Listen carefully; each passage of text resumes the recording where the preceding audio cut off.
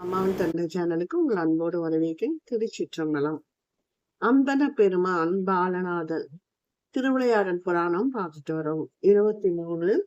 பாண்டிய திருநாட்டை விக்ரம பாண்டியன் நேர்ம தவறாது ஆட்சி புரிந்து வந்த சமயத்தில் மதுரை எம்பதியில் விருபாக்ஷன் என்னும் வேதியன் ஒருவன் வாழ்ந்து வந்தான். அவனும் அவனது பதிவிரத பத்தினியான சுபவிரதியும் தங்களுக்கு பல ஆண்டுகளாக புத்திர பாக்கியம் கிடைக்க பெறாமையால் ரொம்ப கவலையோடு இருந்தாங்க. பலவிதமான சிவ தர்மங்கள் செய்தும் செயற்கரிய விரதங்களை அனுஷ்டித்தும் வந்தனர். இவ்வாறு அந்தன தம்பதியரின் அருந்தவம் காரணமாக அவர்களுக்கு ஒரு பெண் மகு ஒன்று பிறந்தது. கௌரி என்னும் பெயரிட்டு இறை அருளால் தங்களுக்கு பிறந்த அப்பெண் மகுவை போற்றி வளர்த்து வந்தனர். கௌரிக்கு வயது 5 ஆயிற்று. அந்த அகவையிலே அப்பெண் குழந்தை பிறவி எனும் பிணியை போக்கிட உயரிய வயதனை அந்த 5 வயதிலேயே ஆராய தொடங்கினாள். தன் தந்தை விருபாக்ஷனிடம், தந்தையே, பிறவி எனும் இப்பிணியை ஒழித்திட வல்ல திவ்ய மந்திரம் யாது என்று கௌரி கேட்கிறாள். அது கேட்ட விருபாக்ஷன் பெரிதும் வியப்புற்று மகிழ்ந்து தன் புதல்வி கௌரிக்கு பராசக்தி மகா மந்திரத்தை பேரன்போடு உபதேசித்தான். கௌரியும் அம்மகா மந்திரத்தை பயபக்தியோடு முறையாக ஜெபித்து வந்தாள். தன் புதல்வி கௌரி பருவம் எய்தியதும் அவளது திருமணத்தின் பொருட்டு தக்க வரனை விருபாக்ஷன் எதிர்பார்த்திருந்தான். அச்சமயத்துல வேறூரிலிருந்து ஒரு பிரம்மச்சாரி பிச்சை எடுத்துக்கொண்டு மதுரை நகர் வீதியில் வந்தான். வைஷ்ணவ பிரம்மச்சாரியான அவனுக்கு தன் மகள் கௌரியை மனம் செய்து வைத்திட விருபாக்ஷரன் விருப்பம் கொண்டான். அதனால் அவன் யாரையுமே கலந்து ஆலோசிக்காமல் அவனுக்கு தன் மகளை திருமணம் செய்து வைக்க விருபாக்ஷனன் துணிந்தான். அதை கண்டு அவர் உற்றாரும் உறவினர்களும் மிகுந்த கவலை கொண்டனர். பிரம்மச்சாரியன் குலம், கோத்திரம், சூத்திரம் என அனைத்தையுமே ஆராய்ந்து பார்த்த போது யாவும் ஒத்திருந்தன. ஆனால் அவன் வைஷ்ணவன் என்பது ஒன்றுதான் குறையாக தெரிந்தது. இவற்றை தெரிந்து விருபாக்ஷனும் அவனது மனைவியும் பிற உறவினர்களும் திருமணத்துக்கு ஒருவாறு ஒப்புதல் அளித்தனர். வேத நெறிகளுக்கு உட்பட்டு வைணவ பிராமணனுக்கும் கௌரிக்கும் திருமணம் நடைபெற்றது. பின் பல வகை சீர்வரிசைகளோடு தன் மகள் கௌரியை அவளது கணவனுடன் விருபாக்ஷரன் ஊருக்கு அனுப்பி வைத்தான். தன் மனைவி கௌரியுடன் வைணவ பிராமணன் தன் ஊருக்கு சென்ற போது தன் மகனின் செயலை கண்டு அவனது பெற்றோர் முழு வாட்டம் கொண்டனர். சிவசிந்தனையோடு சிவக்கோலம் கொண்டிருந்த மருமகள் கௌரியின் மீது வெறுப்பு கொண்டு அவளை ஒதுக்கி வைத்தனர். சில காலம் கழிந்தது. ஒரு நாள் வைணவ பிராமணன் குடும்பத்தினர் அனைவரும் பக்கத்து ஊரில் நடைபெறவிருக்கும் திருமணம் ஒன்றிற்காக செல்ல வேண்டியிருந்தது. மருமகள் கௌரி மீது வெறுப்பு கொண்டிருந்ததால் கௌரியை வீட்டில் தனியாக விட்டுவிட்டு அவர்கள் கூட்டி சென்று விட்டனர். பூட்டப்பட்டுள்ள வீட்டினுள் தனித்திருந்த கௌரி பலவாறாக எண்ணினாள். தன் குற்றம் நீங்குமாறு சிவனடியார் எவரையும் காணவில்லையே என்று ஏங்கினாள். இதனால் அவள் பெரிதும் கவலை கொண்டாள்.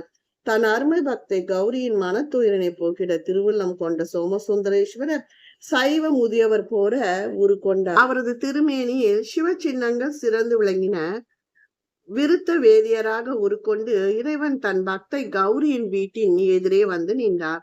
தன் வீட்டின் முன்பாக வந்து நின்ற சைவ முதியவரை கண்ட கௌரி பெரிதும் மகிழ்ந்தாள். அப்போது அம்முதியவர், எனக்கு ரொம்ப பெரும் பசியாக உள்ளது என்றார்.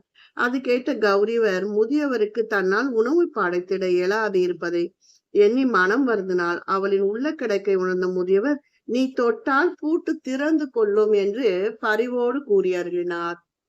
முதியவர் கூறியவாறு கௌரி பூட்டினை தொட்டதும் தானாக அது திறந்து கொண்டது. விரைந்து சமையலருக்கு சென்ற கௌரி அமுது சமைத்து சைவம் முதியவருக்கு படைத்திட ஆயுதமானால். தக்க உபச்சாரங்கள் பலவற்றை அவள் செய்து கௌரி வெகு அக்கறையோடு அமுது படைத்தார். கௌரி படைத்திட்ட அமுதனை சைவ முதியர் திரு அமுது செய்தருளி மூப்பு நீங்க பெற்றார். விந்தையும் விந்தையாக காமதேவனை பழித்திடும் பேரழகுடன் கட்டுடல் கொண்ட இளம் வாலிபனாக மாறினார். அவர் அணிந்த வெந்நீரு சந்தனமானது. உருத்ராட்ச மாலை நல்ல பொன்மணி மாலையாயிற்று. வயோதிகர் உருமாறி கட்டிலம் காளையாக நின்ற கோலத்தை கண்ட கௌரி திகைத்தாள். இது என்ன மாயம் என மனம் பதபதைக்க உடல் உயர்த்து பயந்து ஒடுங்கி ஒரு பக்கமாக ஒதுங்கினால் அதிர்ந்து நின்றாள்.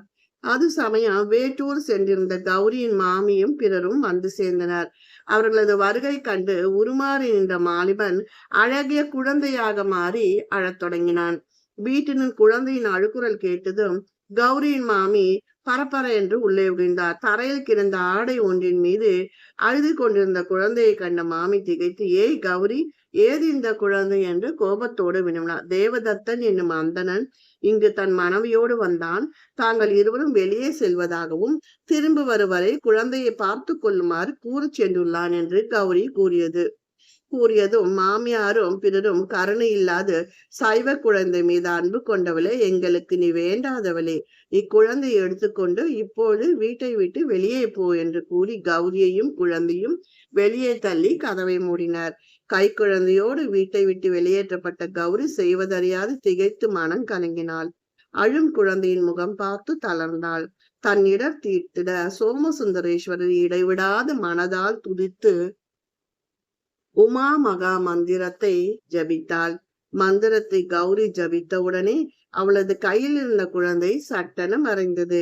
அப்போது வானில் சிவபெருமான் உமா மகேஸ்வரனும் ரிஷப வாகனத்தில் எழுந்தருளி கௌரிக்கு திருக்காட்சி அருளினார்.